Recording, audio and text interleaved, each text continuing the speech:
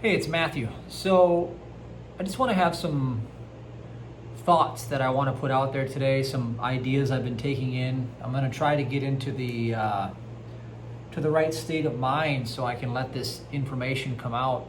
It's going to be about like the what to do part of the equation when you're looking at problem, reaction, solution all happening in the outer. You see a lot of things changing. For example, I had to take Sabrina through Milwaukee, Wisconsin today and drop her off so she could head out to Chicago. And one of the things that I saw with my human eyes was not the most pleasant experience. Well, there was blackouts and power shortages all over the city. I was in a 4-mile radius over here. I went over here. I went to 3 separate banks that we bank with through the ministry. And I was going to do some banking, and all of them were closed due to emergency. In fact, none of the ATMs, nothing was working. So I thought, oh, that's interesting. And then, the effects of socialism, I know people think that it's a great thing. Well, the idea here is that nothing is ever what it appears. It's not really socialism. It's something else. Just like when they attack capitalism, it's not capitalism. It's really something else. Crony capitalism, feudalism. It's actually neo-feudalism, top-down, Cantillon effect up here, and everything trickles down. Not really so much, right? It's actually kings and lords and neo-feudalism 2.0. Well, here's what it looks like at the bottom layer of that, is that what they call socialism is really not that exciting. And I'm going to tell you what it looked like.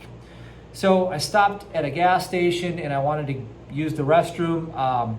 That was not going to happen. Okay, let's just put it that way. The conditions were not right. And there was theft happening right in plain sight. Like literally stuff being taken and people walking right out. Okay, that's another story altogether. Now, that's only an hour from where we live, and there are nice areas and there are not so nice areas. But the idea here is that the culmination and the effects of this, everybody on the top gets richer and richer and richer, and everybody on the bottom gets poorer and poorer and poorer, really brings about a lot of suffering, okay? I went to another area, and I went to a store, I went to check out, and the person that was tending the store just left the store and just took off and left the store unattended and left. And I thought, this is really not a good time to really own any of these stores, because the gas station and the other store, I would not want to own any of those. So what it tells me to human sense is that the producers are being punished for producing, and the lie is that everything will be just freely given out. But in reality, if you look at your history, what always happens is that that's unsustainable, because what it does is it robs God of the ability to be God in people's lives.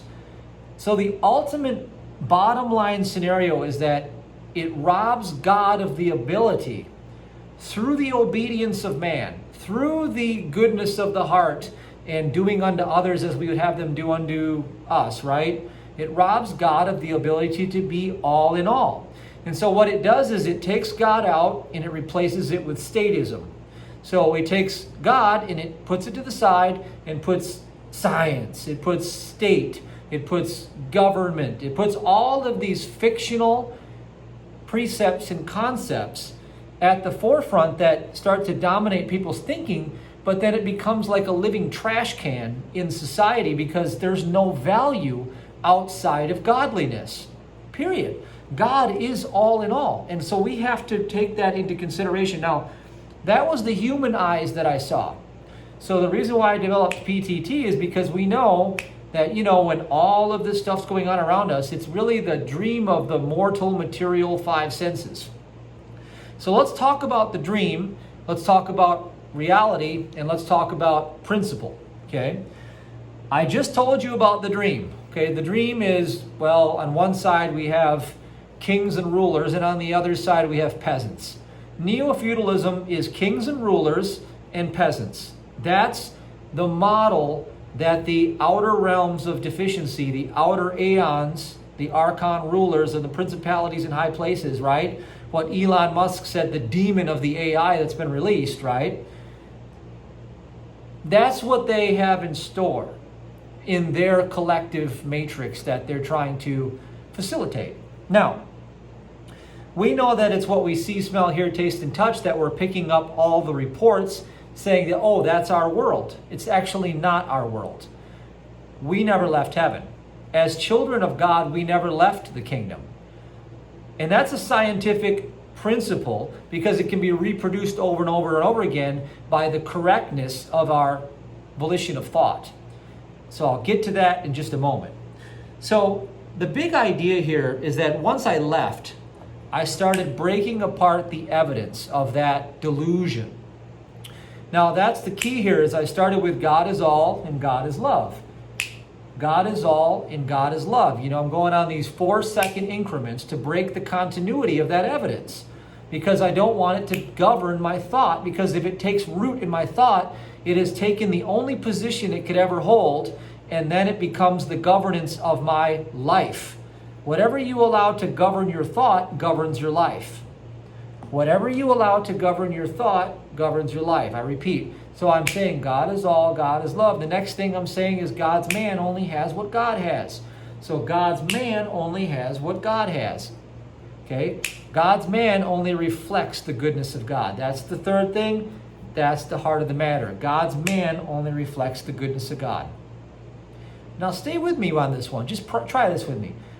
God's man only reflects the goodness of God. God's man only reflects the goodness of God.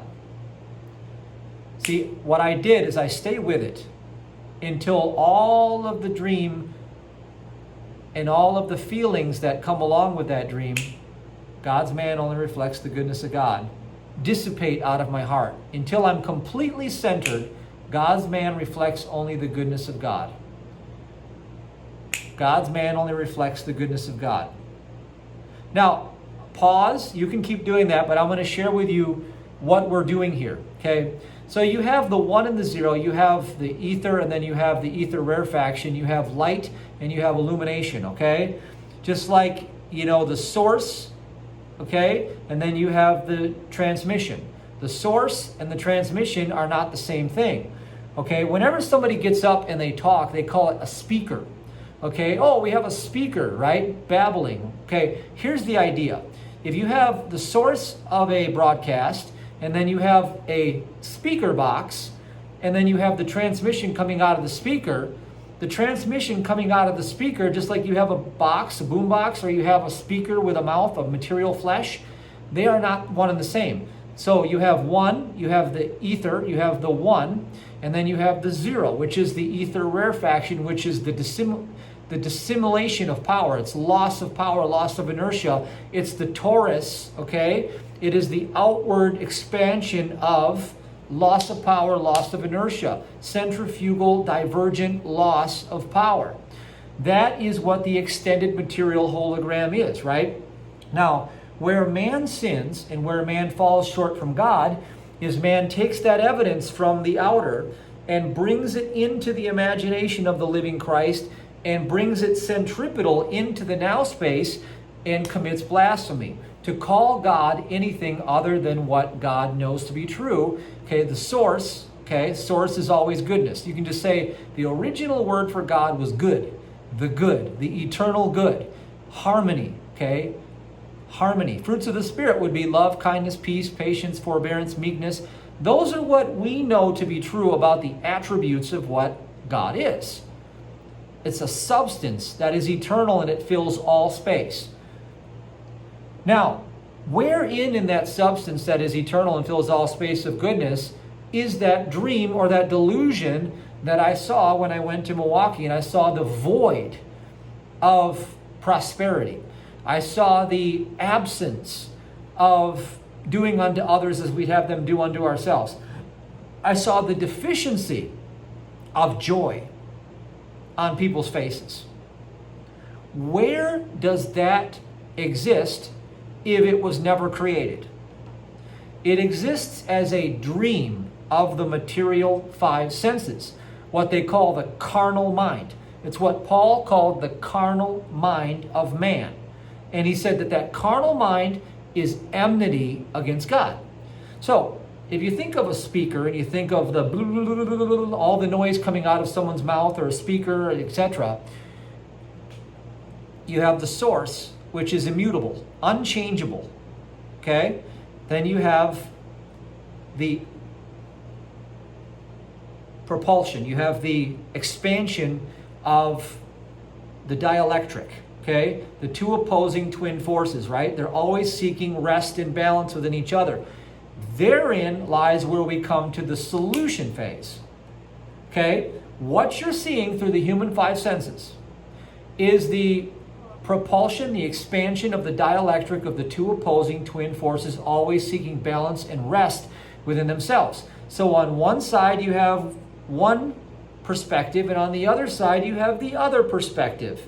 So the masters have always said that we have to come to the place of non-judgment to enter into the middle path, into the narrow gate.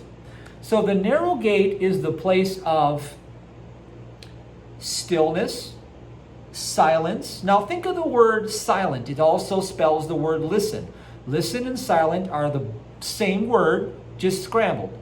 What happens when you listen? See, when people pray, what they usually do is they tell God something. It's the opposite.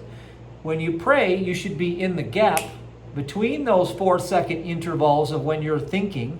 See, man thinks about every 3 to 4 seconds, taking thought for his own life. And taking thought for our lives means we are carnally minded in the expanded torus of the loss of power, loss of inertia, dielectric, opposing twin forces, being of two minds, because there's opposing twin forces. There's good and there's evil, good and evil, good and evil, good and evil. And see, that is carnal mindedness 101. Now, when we pick one side, we are no better than picking the other side. We are drunk in the five senses. We have fallen asleep in the dream. So the way out is really quite simple, and you can apply it to your life and you can use it at every moment. See, when you retract all of that and you come back to the centripetal 0 point, Ultimate Truth is Love, 0 point, it's the new book that I wrote. Here's how you get there. And I'll give you the secret. In the realm of the dielectric, in the realm of the natural, the carnal mindedness of man, the solution creates the problem. The solution creates the problem. One more time. The solution creates the problem. Seeking the solution is harboring the problem in your heart.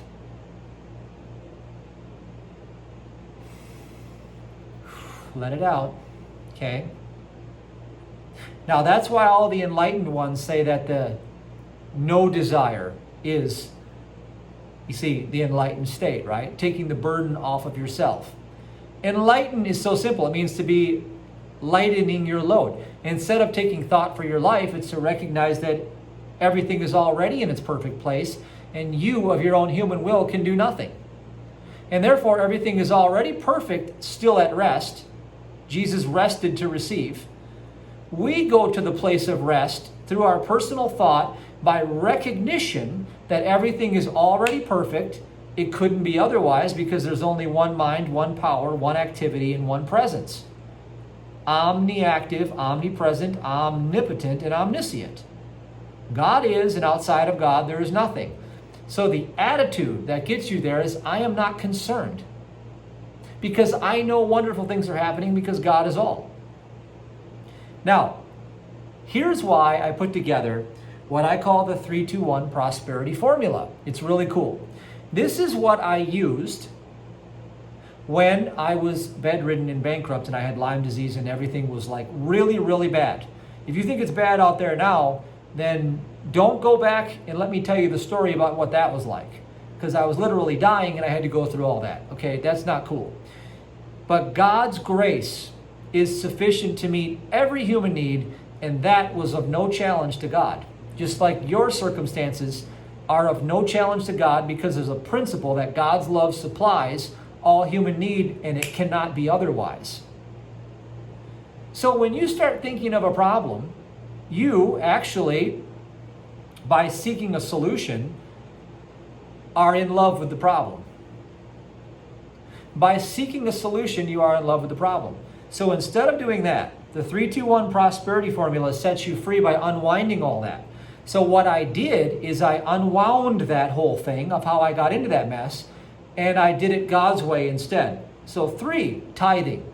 Tithing is the scriptural foundation of surrendering human will for God's will and being obedient, okay, to Malachi 3:10, give ye the first tenth, right? Bring ye the tenth.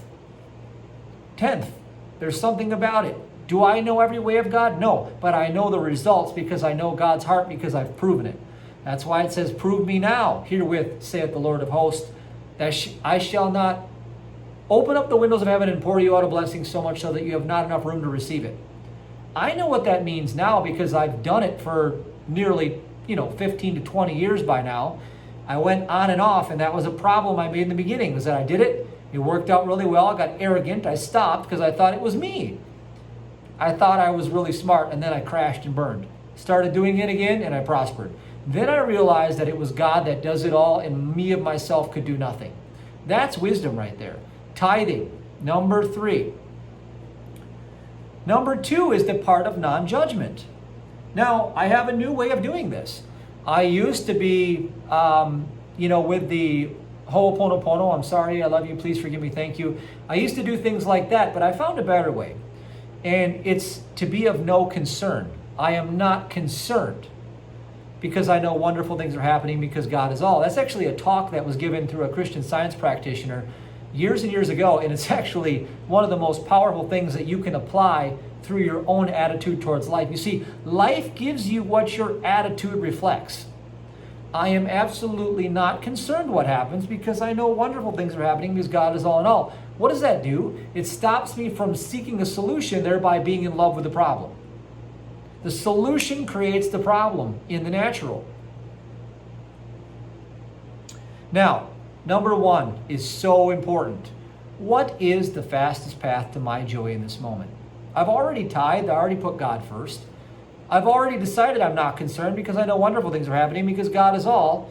Now, what am I supposed to actually do? Well, what is the fastest path to my joy in this moment?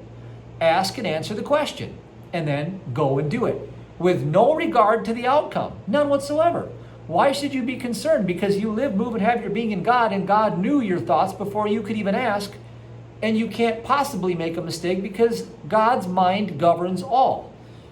You see, I'm not concerned because I know wonderful things are happening because God is all in all. And therefore, as long as you don't step on your neighbor's toes, and as long as you don't break a divine law, then you don't have to worry about the outcome because you are in the joy of the Lord, which is the strength of the Lord, and it's obedience to God.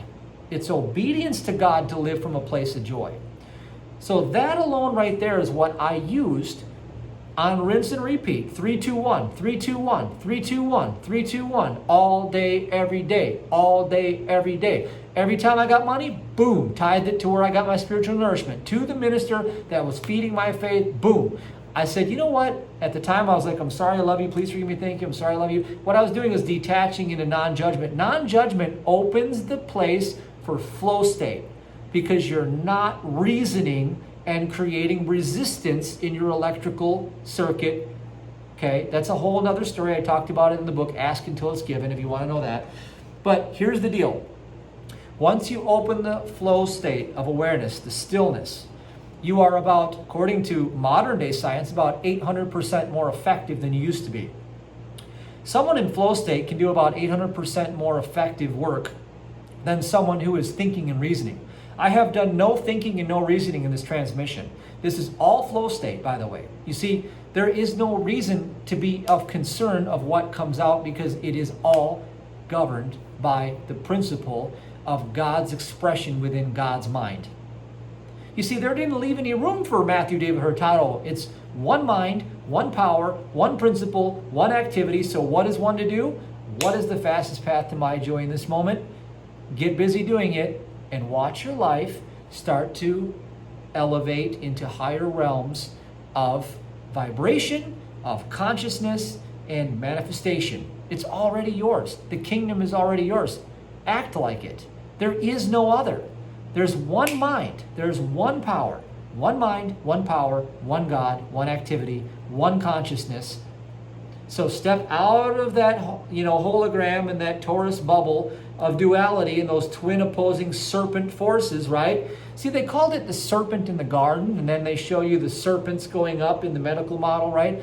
Because the idea here is the serpent came to tempt, okay, Adam and Eve in the garden, right? Well, what is the serpent? It's the father of the material consciousness. Material matter was never created.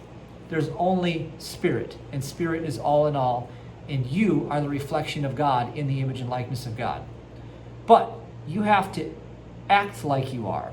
And so the 3-2-1 is your capstone to do it. If you aren't already subscribed, go to MatthewDavidHurtado.com and subscribe, and I'll show you much further videos on these teachings, 3-2-1, and give you stories and examples of how it worked. And you can also plant your faith seed and prosper there if you choose to. If you are nourished by this ministry, you have the opportunity right now to begin following your joy, acting from non-judgment, sowing and reaping. And you know what? That's all I used for many, many, many, many, many, many years, before I even discovered all the other stuff. You see, a building has to be built on a solid foundation. That is the foundation of our ministry. Without it, none of the other stuff would be able to stand on its own. So don't forget the principles, because the principles are the wisdom, and the wisdom is the solution to every earthly problem. God bless.